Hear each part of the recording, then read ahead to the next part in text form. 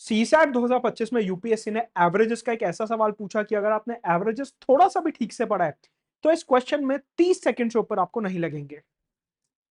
हमसे कह रहा है कि 3 नंबर हैं पी क्यू और आर, उन तीनों का एवरेज जो है वो के है।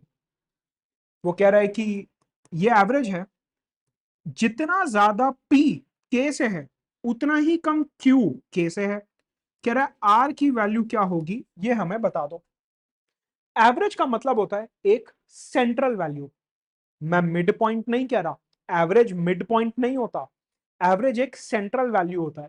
फॉर एग्जाम्पल, अगर मैं आपसे पूछूं 3, 5 और 7 का एवरेज क्या होगा, आप कहोगे 5। अगर मैं आपसे कहूं 2, 4 और 6 का एवरेज क्या होगा, आप कहोगे 4।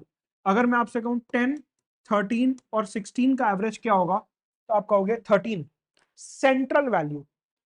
यानी कि इन तीनों एग्जांपल्स में एक कॉमन बात देखिए कि हमें 3 नंबर दिए हुए, 7 जो है 5 से 2 ज्यादा है और 3 जो है 5 से 2 कम है, तो एवरेज अपने आप बीच वाला नंबर हो गया।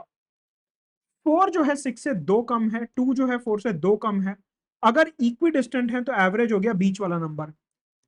13 16 से 3 कम है, 10 13 से 3 कम है, अगर एवरेज से दोनों नंबर इक्वी डिस्टेंट है तो एवरेज जो है बीच वाला नंबर हो गया। एवरेज का मतलब है एक संतुलन। वो कह रहा है कि 3 नंबर्स का एवरेज के है, जो नंबर पी है वो उतना ही दूर है के से जितना दूर उससे क्यू है।